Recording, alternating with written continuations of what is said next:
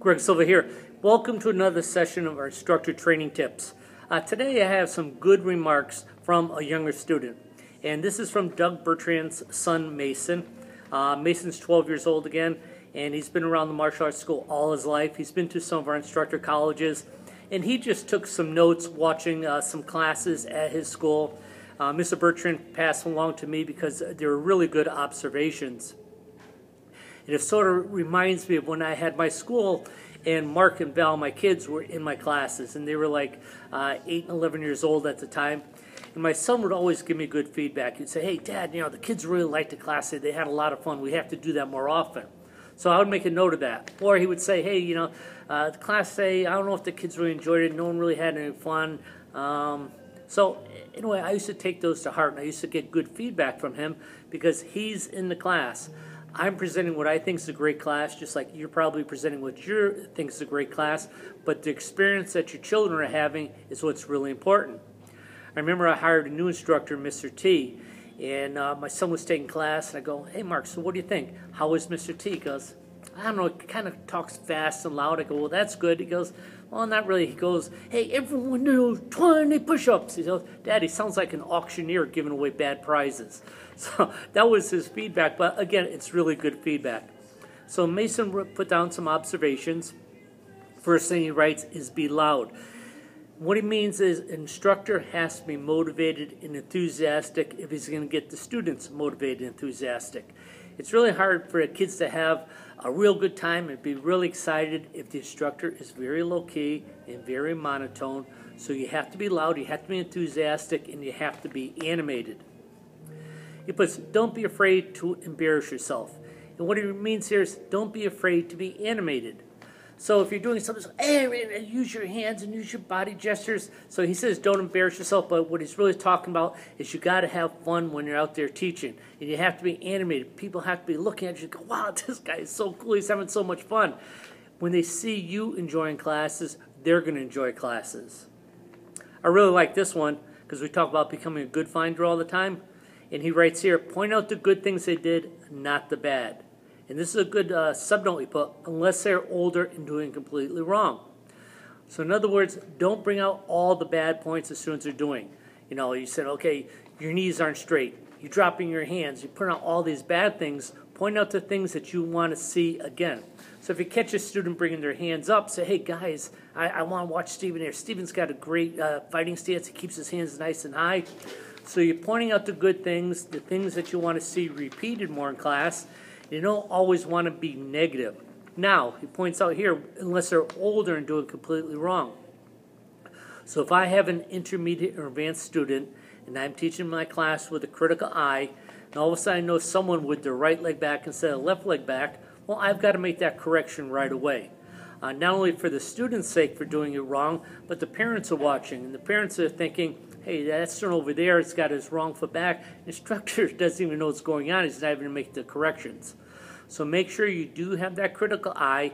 And when you're talking about intermediate advanced students or the older kids, it's okay to correct them right then and there. This is good. Look at them when talking.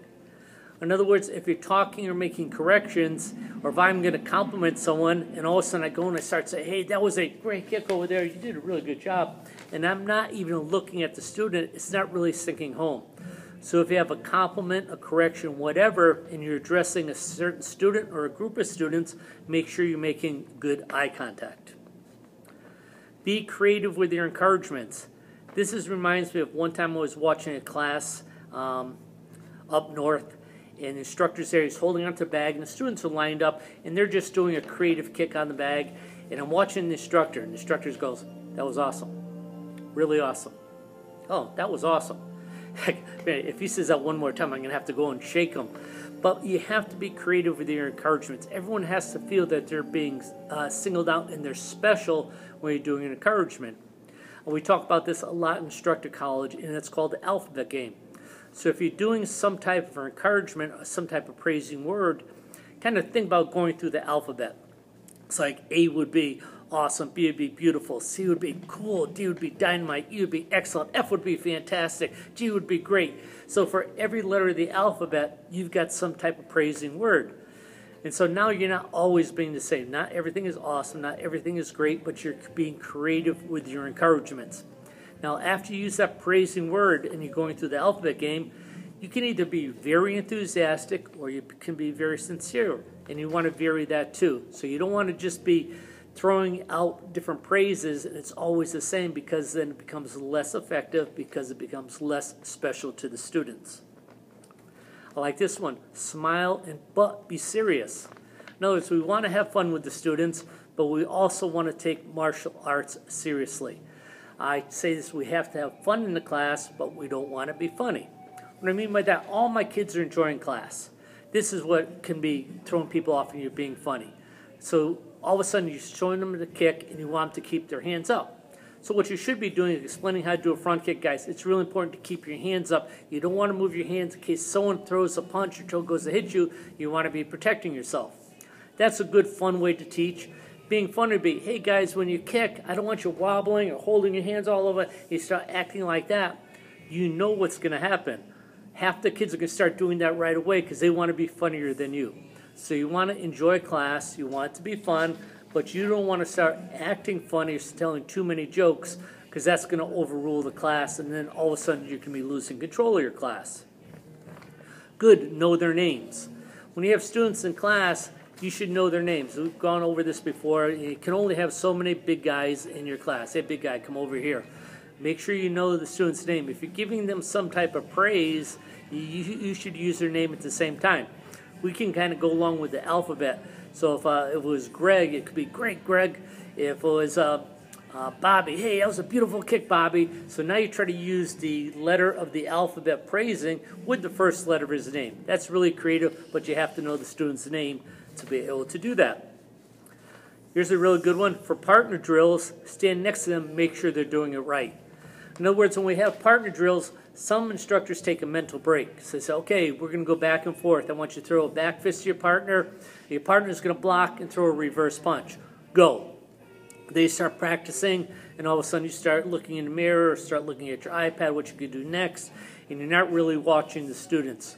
When they break off and they're doing partner drills, it's really important that you walk the lines, walk right next to them, be close to them, make the corrections, or even better, kind of butt and say, hey, can I be his partner for a second? And now you're being partner with one of the students, and then all of a sudden say, okay, now I'll work with you.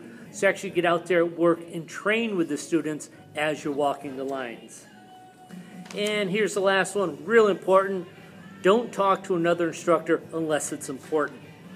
So in other words, I have my instructors and I have an assistant instructor. I'm on the floor, we break up into partners, and hey, what'd you do this weekend? Hey, I went to the movies. No, what'd you see? You know, that's not the time to talk about movies or something like that. That's the time to give all your attention to the students. It's all about them, it's not about you.